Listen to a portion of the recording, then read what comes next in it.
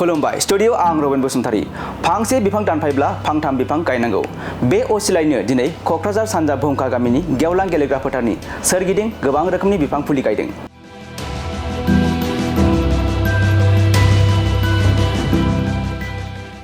नंगौ ग्रीन बड'लेण्ड मिशनजों सोमोन्दो लाखिनानै बिफां फुलि गायनाय हाबाफारिया गुबुन गुबुन जायगायाव सोलिगासिनो दं।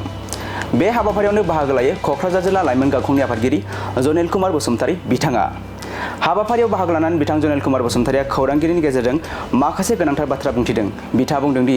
बिफां गायनाय आरो फोथांनाया जों बयबो मानसि एबा सुबुं माहारिनि गिदिर बिबान। मानसि माहारिजों लोगोसे मुलुगनि गासै जिब जुनारनि थांना थानाय हां लानाय आरो लोर सोर खालामनायाव बिफां लाइफाङा जोंनि खाथि सोमोन्दो दं। बुहुम बिखायाव दुंथाइनि बिबांखौ होबथानानै गोग्गो आबहावा सोदांनाय बार होनानै गोजोनै थांनानै थानायनि बारहावा सोरजिनानै गोग्गो सावस्रि थांनानै थानायनि मदद खालामो बिफां लाइफाङा। बेनि अनगायैबो बिथाङा खौरांगिरिनि गेजेरजों मा फोरमायबावखो नोंथाङा आबुङै मिथिना लादो। गिबियावनो बिटिआरनि चिफ मानगोनां प्रमद बर' सारखौ धन्यबाद होनांगोन जे बे सानखांथिया मानगोनां प्रमद बर' सारानो खालामदों आरो बाहाय जे ग्रीन बड'लेण्ड मिशन होननानै मोनसे क्लाब रेजिस्टार क्लाब बायदि बायदि क्लाबफोराव बेबायदि मोनसे बिफां गायनाय हाबाफारि लाखिदों आरो दिनै बेजों लोब्बा लाखिनानैनो दिनैहाय नैबे सानजा भुमखा बाहाय फैनानै जोङो बिफां गायनो मोननायनि थाखाय खोब गोजोननाय मोनदों। सोंगोन दे होनग्रोलायसै बे बिफां गायनायनि माबाजों माबायदि मुलाम्फा मोनगोन जिहेतु दिनैहाय जों नुबाय थादों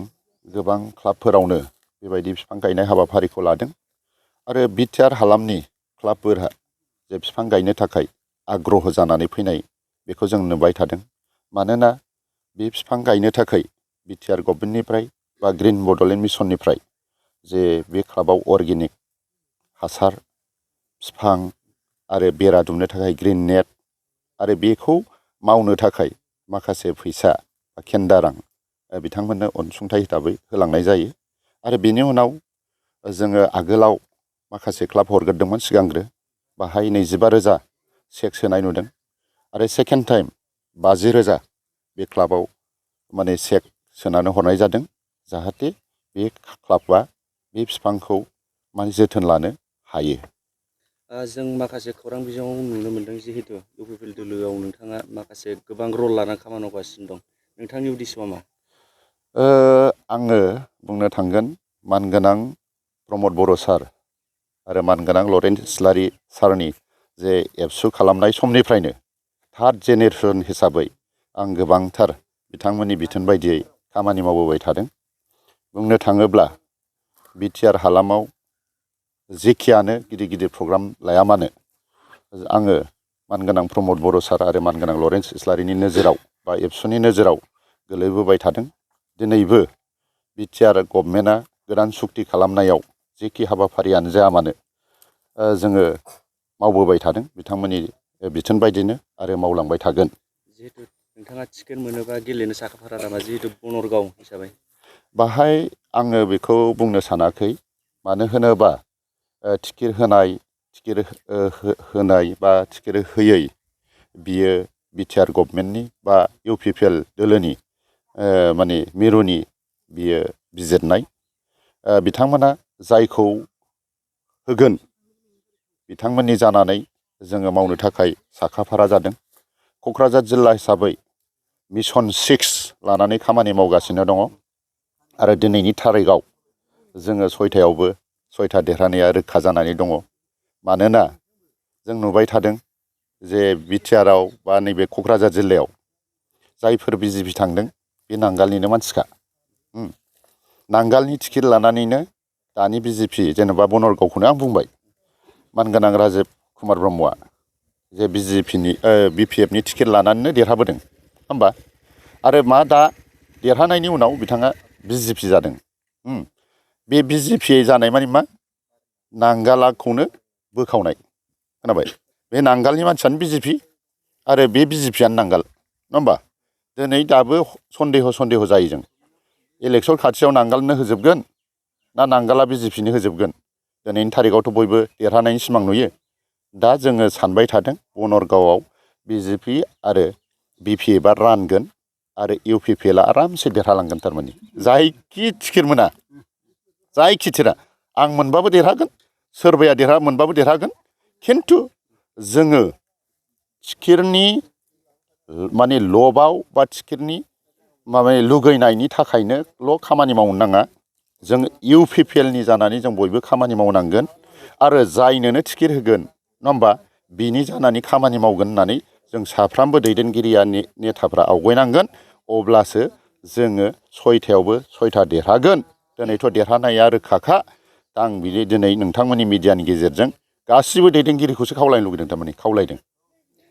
BPF दोलोनि दैदेनगिरिफ्रा जे सानजानि सिमा बारायनायखौ लुबैयामोन जिहेतु बिथांमोनखौ दा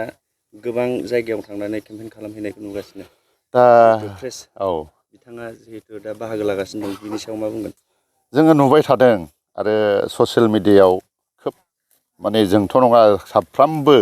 माने ससियेल मिडिया नायग्रा बिथांमोना रायज्लायनो हमदों नङा होमबा आरो मैया दाख्लि सासे हिन्जावजों कुइसन खालामजानाय नुदों जे नोंथांमोना 17 बोसोराव जोंखौ गिबियावनो आं बिटिआर सरकारनिसिम साबायखर बावहरो आरो बिनि अनगायैबो रोजा रोजा आङो UPPL हान्जानि दैदेनगिरि खुंगिरि प्रमद सारनिसिम आं स्पेसियेलि आरो साबायखर जासिहरदों दिनैनि बे समाव गोबां मिशन लानानै बिथाङा रायजो राजाफोर आरो बर' हारिनि बा बिटिआर ओनसोलनि गासैबो थागिबिफोरनो सुबिदाखौ होगासिनो दं थिग बेबायदि रोखोमैनो जोंनि नैबे सानजाबुंखा गामियाव वेस्ट मालिगाव प्राइमारिनि आन्दाराव थानाय सानजाबुंखा गामियाव दिनै Bodoland green Bodoland Mission Bay मिशननि गेजेरजों